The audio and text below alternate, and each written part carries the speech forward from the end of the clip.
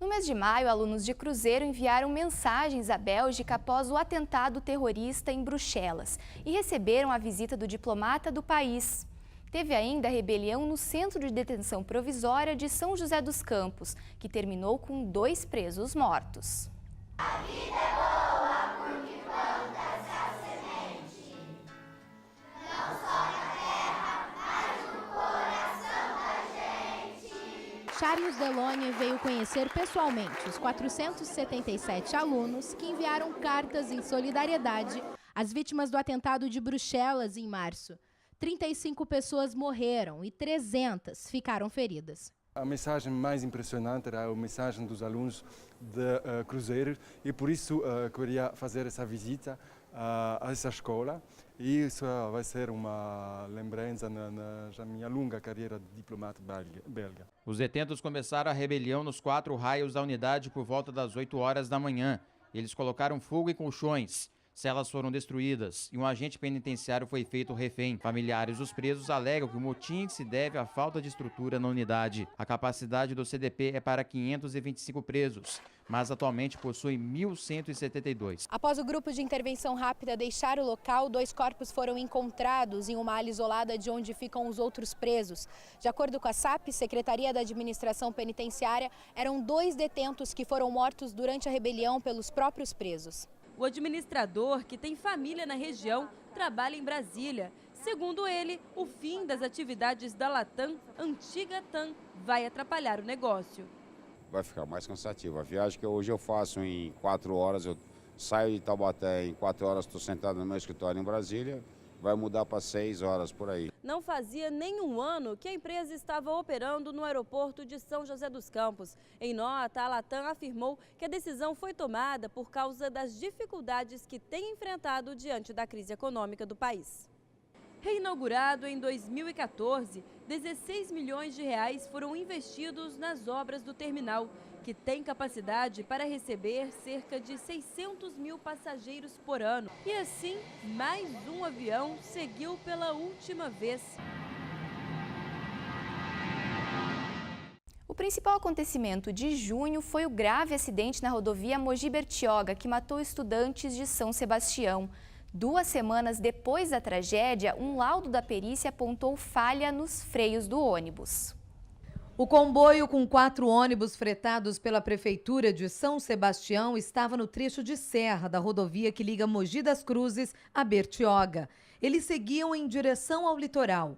O acidente foi no quilômetro 84. Gente, tá muito feio aqui. Eu e o Adriano, a gente desceu do carro para ajudar. Até agora não chegou a polícia, não chegou o resgate, não chegou ninguém. Tem muita gente morta, muita gente chorando.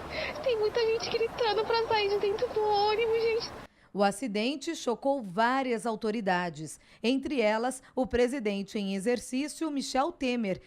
Os peritos identificaram desgaste nos tambores dos freios dianteiros e concluíram também que o ônibus trafegava em velocidade acima de 60 km por hora, limite máximo permitido na rodovia. O resultado da perícia foi divulgado pelo secretário de Segurança do Estado, Mágino Alves Barbosa Filho. A conclusão do perito é que houve falha no freio do veículo e o excesso de velocidade provavelmente é em face disso, né? 18 pessoas morreram, sendo 17 estudantes e o motorista. O laudo aponta falta de manutenção. Então, alguém, obviamente, era o responsável pela manutenção. E, com certeza, não era o motorista que faleceu. O mês de julho começou com o retorno de um importante prédio para a cultura joseense. O Cine Teatro Benedito Alves foi reaberto depois de 16 anos. E teve um idoso que morreu depois de ser mordido por um cachorro. De acordo com a família da vítima, dentro do asilo tem um acesso que dá para a casa do proprietário do lar de idosos. O seu Cristóvão teria passado por este local quando ele foi atacado por 2 cães da raça Pitbull. Ele saiu para caminhar e entrou no quintal. E esse quintal tinha um portão que dá acesso dentro do asilo. E ele entrou nesse portão, porque o portão estava aberto. E os 2 cachorros atacou ele. E o dono do cachorro não estava no lugar, no horário. E não sei como que esse portão que dá acesso ao asilo estava aberto. O evento marcou a reabertura do Cine Teatro Benedito Alves, um importante espaço cultural do município que ficou fechado por 17 anos. As obras de revitalização começaram em maio. Agora o espaço, de aproximadamente 1.300 metros quadrados de área construída, receberá espetáculos teatrais, dança, shows e projeção de filmes. Por força de lei, a gente teve que manter, e que bom que a gente mantém as características de alguns elementos, como a parede, a fachada, o piso hidráulico, o palco. Então isso faz com que as pessoas tenham a lembrança do espaço que foi e foi significativo para elas. Agosto foi marcado pelo noticiário político. Em Taubaté, logo do começo do mês, o prefeito Ortiz Júnior foi condenado pelo Tribunal Superior Eleitoral e Paulo Miranda assumiu a chefia do Bom Conselho. E em São Luís do Paraitinga, Alex Torres reassumiu o executivo.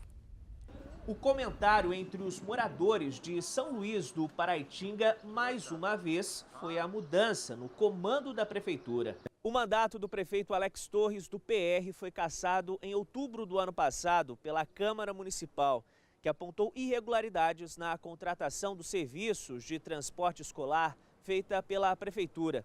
De lá para cá, começou uma ciranda política no comando aqui da cidade. O Tribunal de Justiça de São Paulo anulou a sessão da Câmara que cassou o prefeito e aceitou os argumentos da defesa dele sobre possíveis irregularidades praticadas pelos vereadores para realizar a sessão. Com a cassação em primeira e segunda instâncias mantida pelo Tribunal Superior Eleitoral, o tucano e o vice, professor Edson, perderam os direitos políticos por 8 anos.